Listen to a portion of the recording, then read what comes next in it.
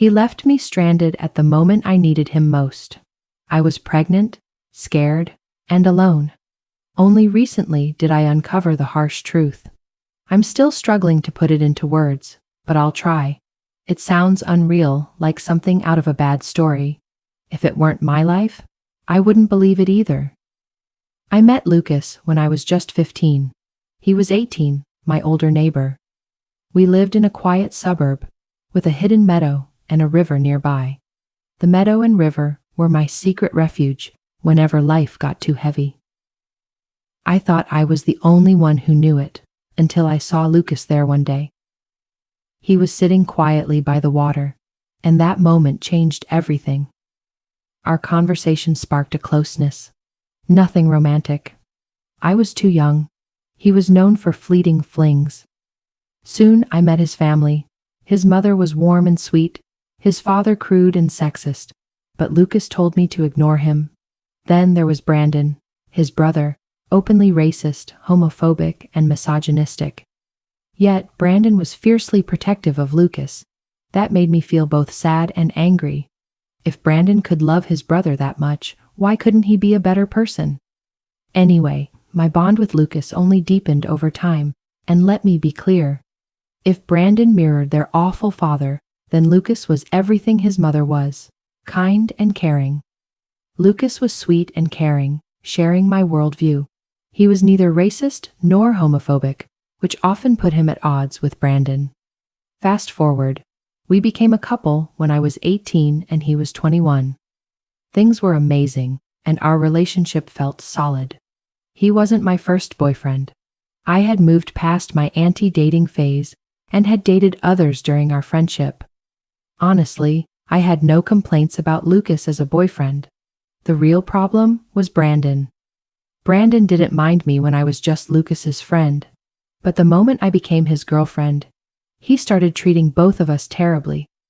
Whenever we were together, Brandon would call, asking Lucas if he was with his little girl.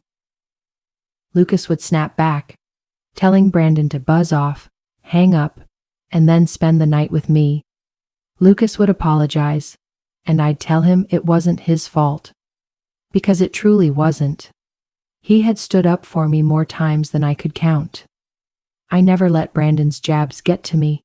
I usually ignored him outright because he didn't deserve my attention. Brandon grew insanely jealous, convinced he was losing his little brother. It made everything so stressful. Things only improved when Lucas told Brandon to either stop or he'd cut him out of his life for good. Lucas warned Brandon that if he ever made a nasty remark about me, even behind my back, he'd pretend Brandon didn't exist. That shook Brandon up, and the nasty comments stopped. Though he'd still call when we were together, or roll his eyes when he saw us being affectionate. I knew how much it hurt Lucas. He knew his brother was nasty and narrow-minded. But he was still his brother, and he loved him.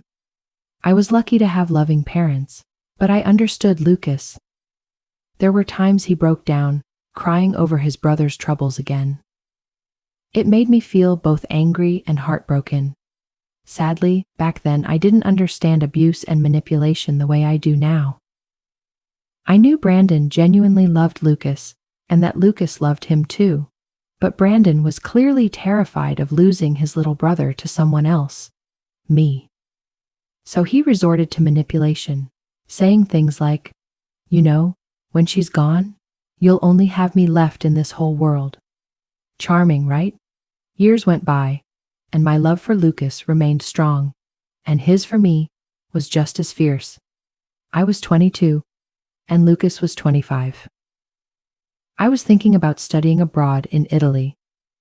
Nothing was final, but while it sounded dreamy and amazing, a big part of me was reluctant to go.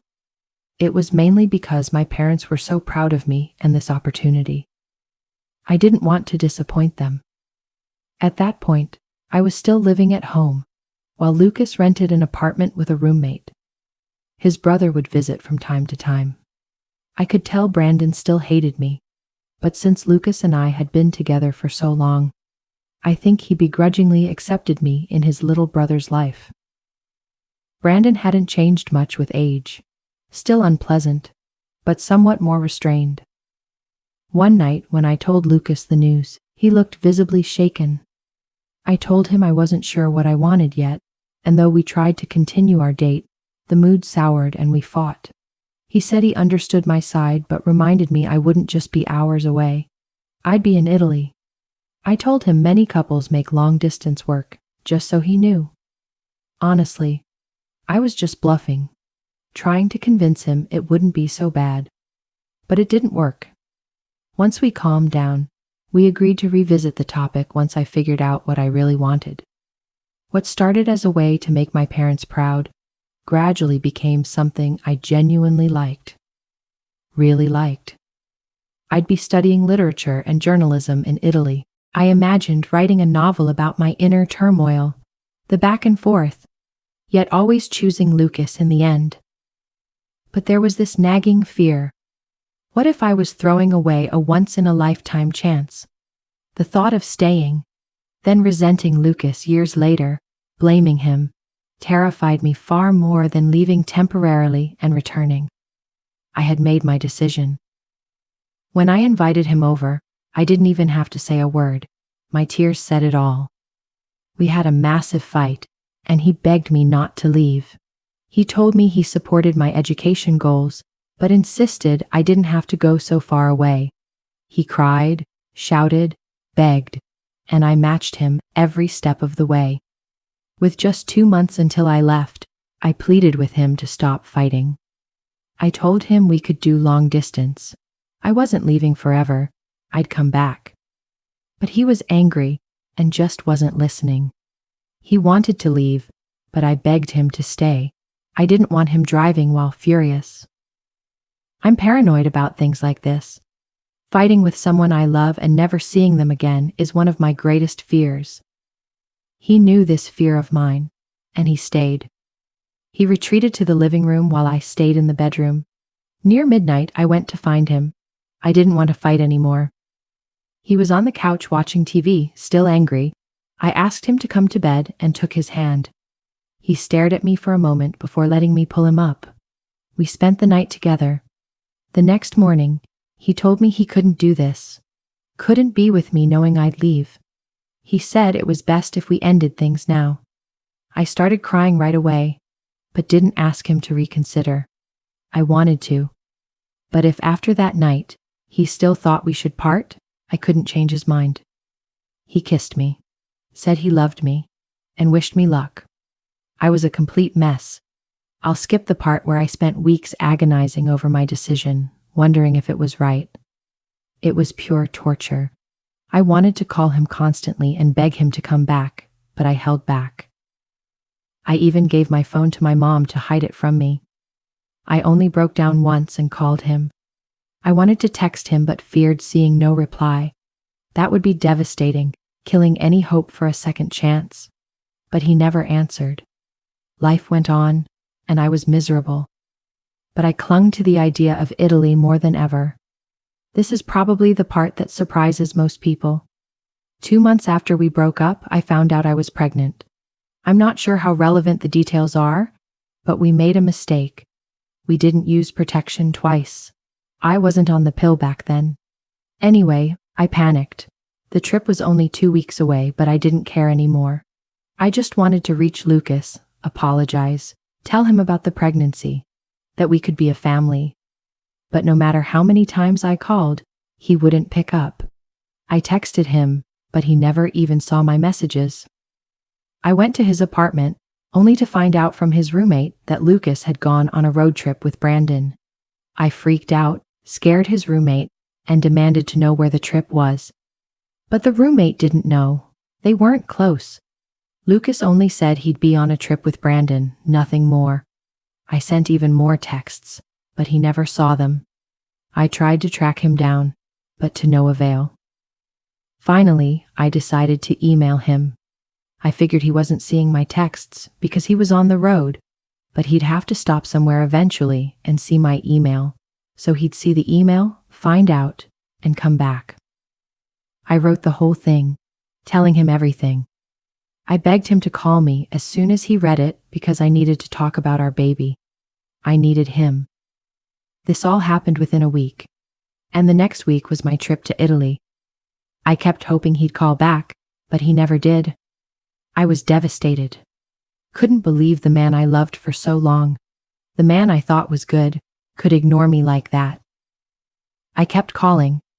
The phone rang, then went to voicemail, and eventually, I got notifications saying the number was unreachable. Saying my heart was broken doesn't even begin to describe how I felt. I thought about waiting for him, but if he was ignoring me after I told him I was pregnant, there was no point. In my mind, he hated me and never wanted to see me again. I thought he was ignoring, refusing, our unborn child. It was the hardest thing I'd ever done. But I was keeping the baby, and I couldn't lie in bed hoping he'd come back. So I took the chance and traveled to Italy. I spoke with the people in charge about my pregnancy.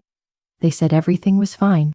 So I studied, had a healthy, beautiful baby girl whom I adored. I then spent the next 4 years focusing on my life and my child. I basically vanished from everyone back home, except my parents. I changed phones and never really cared for Facebook or Instagram, so I avoided them altogether. I lost contact with some good friends, but honestly, I didn't mind much.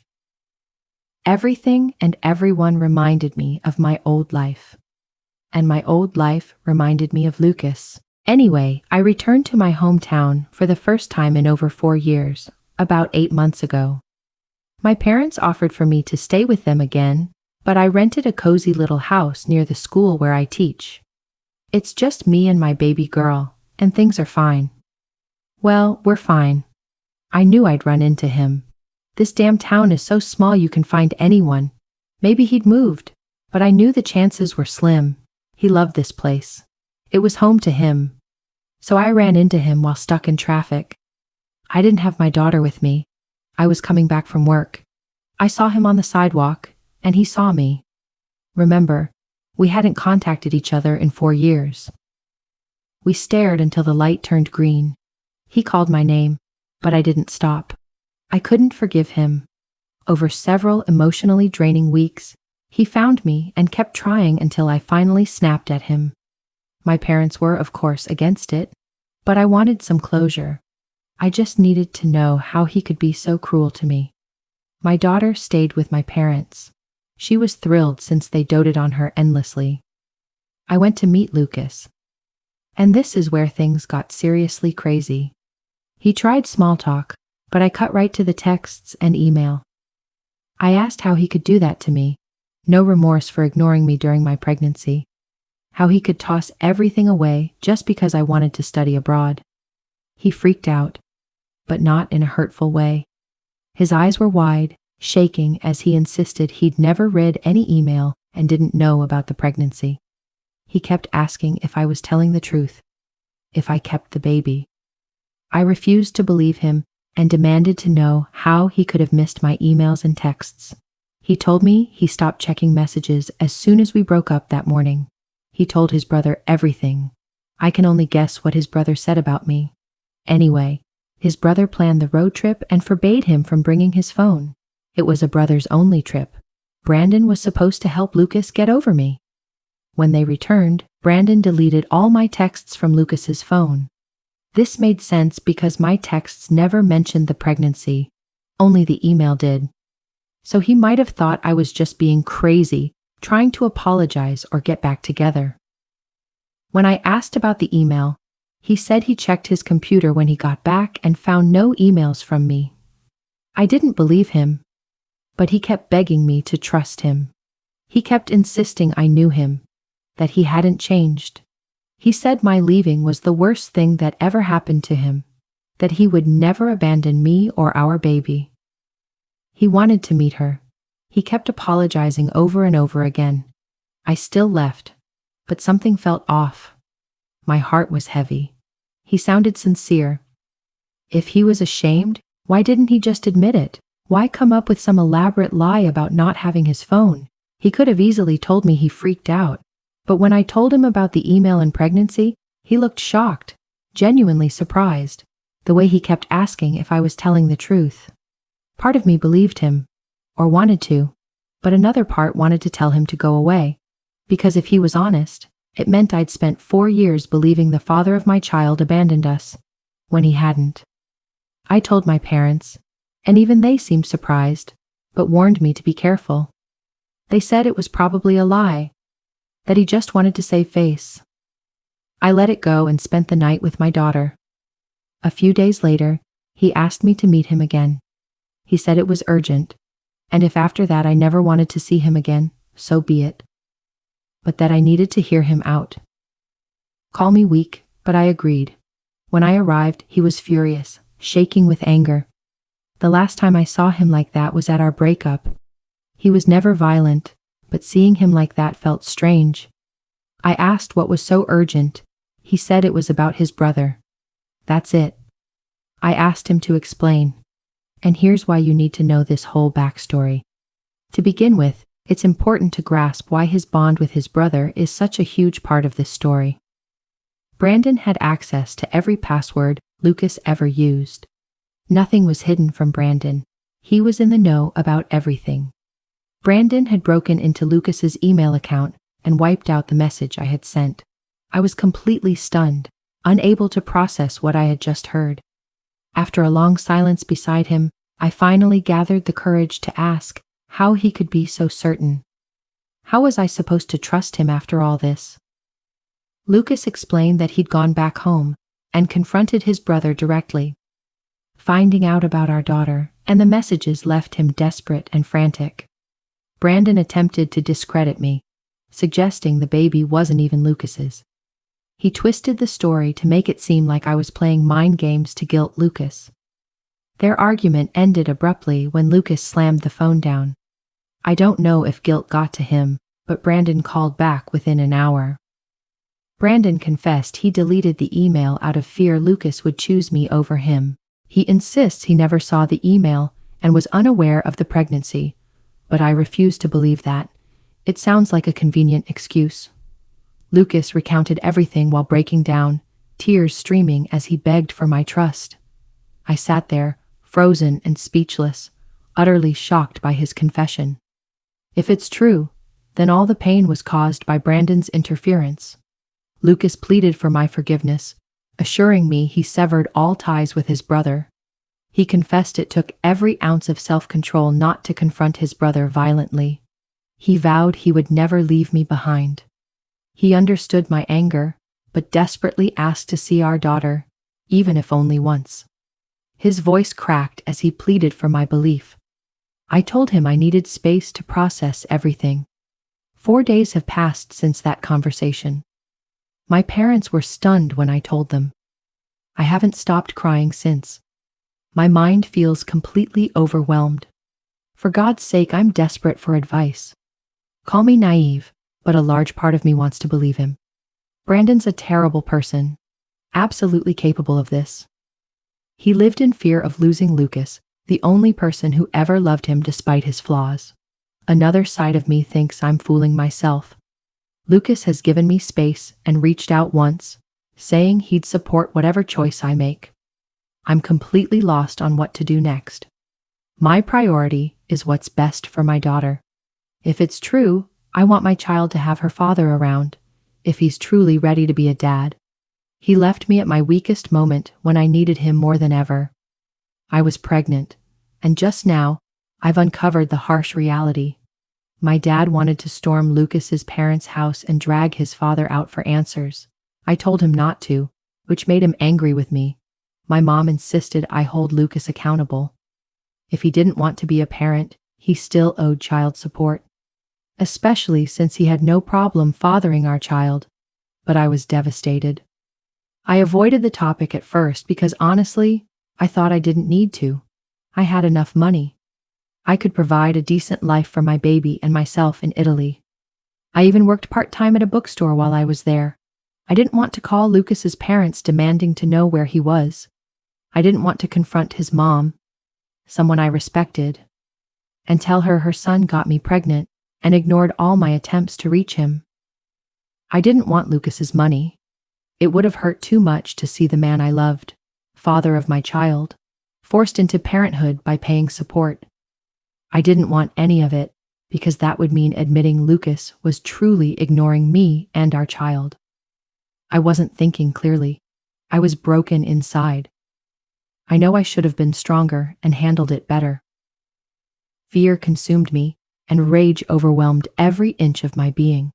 No words could truly capture the agony of being left behind by the one I loved and trusted most. In my mind, he no longer wanted me. I had bombarded him with texts and an email about our child. It wasn't enough. A mistake that would shadow me forever. Trust me when I say I paid dearly for it. I cried endlessly, and waking up with puffy eyes became my daily routine. My first year abroad was a pitiful blur of loneliness and sorrow. My parents stayed for a few weeks before returning home. I found myself in a place where my language was foreign to everyone. Though I could read and write French well, speaking it fluently was a whole different challenge. I would get anxious and stumble over my words often. I befriended an American girl but kept my distance at first. The first time I felt my baby kick, I was utterly alone. A flood of emotions hit me, pure joy that life was growing inside me.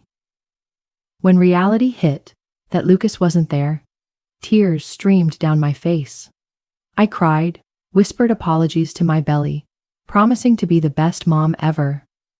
When my parents returned, my mom asked if I was sure I wanted to face this alone, if I truly didn't want to involve the law.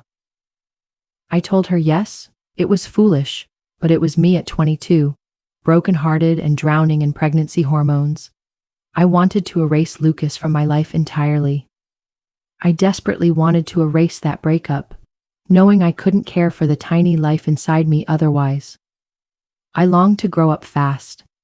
I dreamed of waking up with decades of motherhood etched into my mind, guiding every move. There has been some confusion about me trying to reach him though. After we broke up, we went no contact. He had Facebook, I didn't, so I avoided him online effortlessly. I'm stubborn and proud, so when he left, I decided to move on.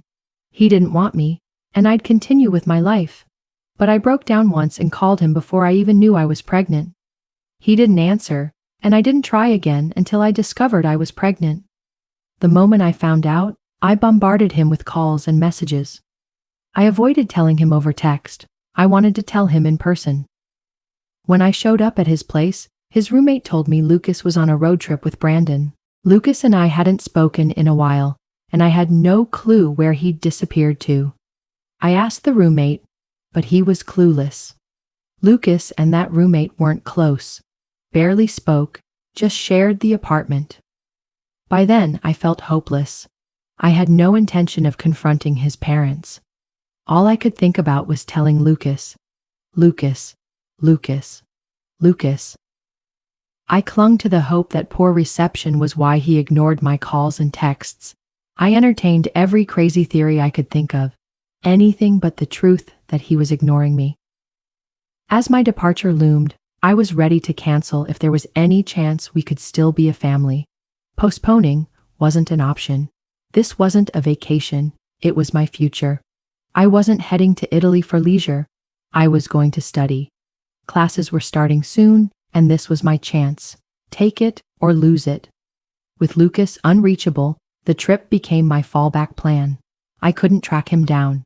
No clue where he'd gone, and unwilling to drag his parents into it. So I wrote him an email about the pregnancy, saying I wanted to tell him in person, but he left me no choice. I sent it knowing he'd eventually stop somewhere and see it. The email went out exactly a week before my trip, plenty of time to read and call.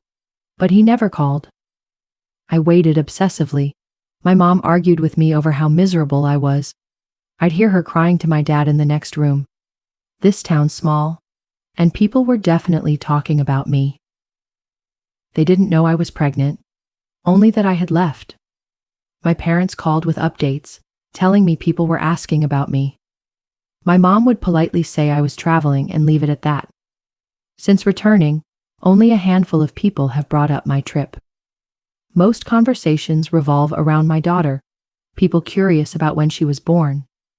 I don't mind sharing that I had her during my trip and that I'm raising her on my own. Usually they get the message and don't pry about the father. Real small towns aren't like movies. Not everyone you pass wants to grill you about your life. People have their own lives to live. Sure, some gossipers buzz around, but I paid them no mind. My parents wanted to come down hard on Lucas and his family, but I begged them to hold back. All I wanted was to forget and move on. I told them to act like Lucas didn't exist, and if they saw him, to just ignore him. One day, my mom called to say she saw Lucas at the grocery store, but on a different aisle. He spotted her, but my mom quickly walked away. Another time, she said Lucas knocked late at night, but no one answered. All Lucas knew was that I left for my trip, and my parents suddenly stopped communicating with him. To my parents, Lucas was just the scumbag who got their daughter pregnant and walked away. Now, Lucas was trying to justify himself. Lucas couldn't reach me because I changed my phone number and created a new email, shared only with my parents, teachers, and employers. I told my mom I couldn't keep hearing about Lucas. It made moving on impossible. I didn't want to know what he was up to. I wanted him wiped from my thoughts entirely. Only my parents and one close friend knew about the pregnancy. I'm not the type to broadcast that I was pregnant and abandoned. I'm a very private person. The friend who knew is my best friend and my baby's godmother. We met in middle school, and though she moved away, we stayed close. She was mad at my choice not to seek child support, but stood by me regardless. Regarding mutual friends, I met Lucas when I was 15 and he was 18. Our social circles barely overlapped. The only reason we started talking was a chance encounter by that river. When I began dating him at 18, my friends were mostly schoolgirls, while Lucas hung out with coworkers from his job. I met them, sure, but we never got close, and neither did Lucas with my friends. Honestly, I wasn't very close to most friends either, except my baby's godmother. As we matured, despite our love, our academic paths and ambitions pulled us into separate social worlds. I was drawn to arts, poetry, and museums. Lucas was passionate about sports, vintage cars, and bikes. At our breakup, he worked as a mechanic, and honestly, he was damn good at it. Get him started on a '67 Shelby Mustang, and he could talk for hours about every detail. I was always fascinated by his passion. I read every comment carefully and weighed everything. I decided the best move was to meet Lucas first, when we were both calmer and less shocked. So I messaged him the next day, asking if he could meet me at a cozy little restaurant near my place after work. He replied almost instantly and offered to drive me, but I politely declined. I didn't want my daughter relying on him to get home. I told my daughter she'd stay with her grandparents for the night. She agreed but noticed my worried expression, which tugged at my heart. I reassured her all was fine. I went to meet Lucas, not in the mood for small talk, though calmer than our last meeting. He thanked me for meeting, smiled, that same goofy, youthful grin from 4 years ago. I told him it was hard to believe. If his words were true, I couldn't accept losing 4 years filled with hate and longing. His face faltered. He looked down and apologized, saying he couldn't imagine my pain. He confessed he struggled to accept he had a 4-year-old daughter. He said he couldn't believe his own brother would do such a thing. That's when I asked about Brandon. Lucas told me that maniac had been relentlessly contacting him, insisting he never read the email and claimed he didn't know I was pregnant. Lucas told Brandon flat out that he had no right to delete anything. It was unacceptable. I still had my doubts, so I asked him how I could trust him. He showed me his phone with the entire text history between them. There were endless calls and voice messages from Brandon apologizing profusely. In the last message, Brandon admitted he'd done something stupid out of love. He missed his brother and believed I was using Lucas like everyone else. Lucas's reply was brutal. Love or not, your mistake stole 4 years I should have spent with my daughter. I will never forgive you. You have serious issues. I pity you, but I want nothing to do with you ever again. I read it repeatedly, scrolling through messages that showed Lucas arguing and ignoring his brother ever since I told him about the baby. Though he could have fabricated it all, I find myself believing him more now. He insists that since then, he's kept his word and severed all ties with his brother for good. Realizing it might be true, tears welled up, not sobbing, but unstoppable. Lucas bit his lip, silently waiting as I gathered myself. I told him this felt unreal. I apologized to him. I admitted a part of me still held anger toward him. He said he understood. After a pause, I told him our daughter was amazing. His face lit up. He asked what she was like and urged me to tell him everything. And I did. I shared every detail about her likes, dislikes, and personality. When I mentioned she hated peas, he laughed. He hated them too.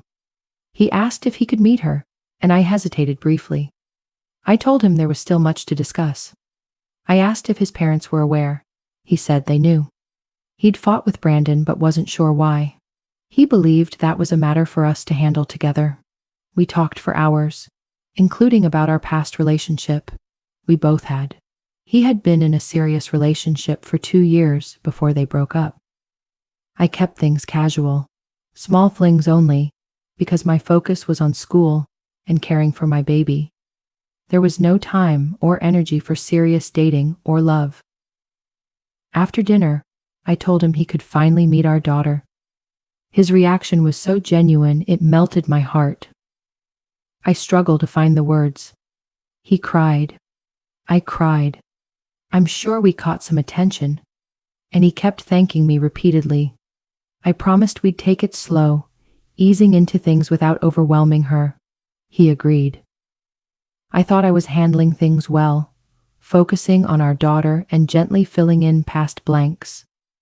But as we were leaving, he stepped too close and confessed I was still the most beautiful girl he knew. He used to say that all the time, even when we were just friends at 15 and 18.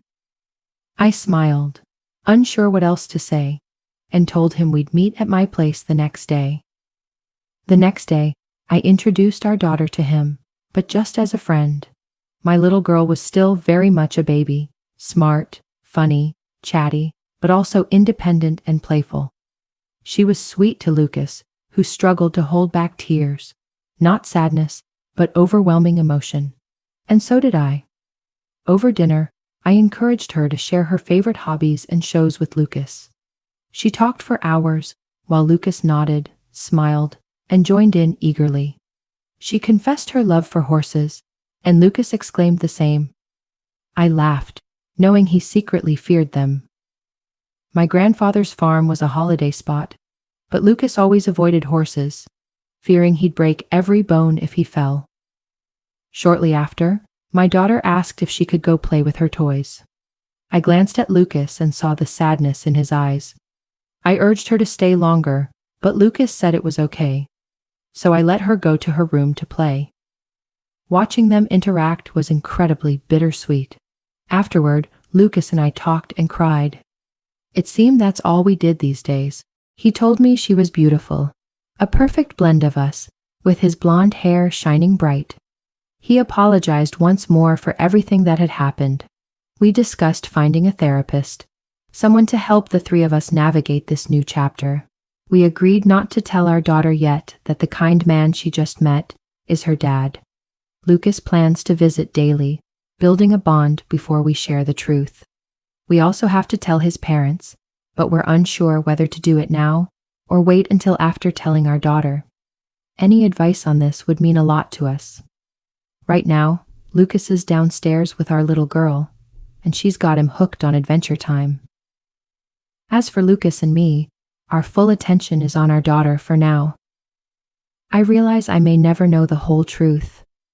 I don't doubt Lucas's words like I once did.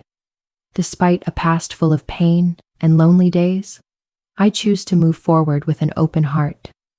Because in the end, nothing is more precious than peace and the love for my child, the greatest strength that helps me overcome everything. Life still holds many unknowns, but I believe that each new day brings hope and the chance to start anew.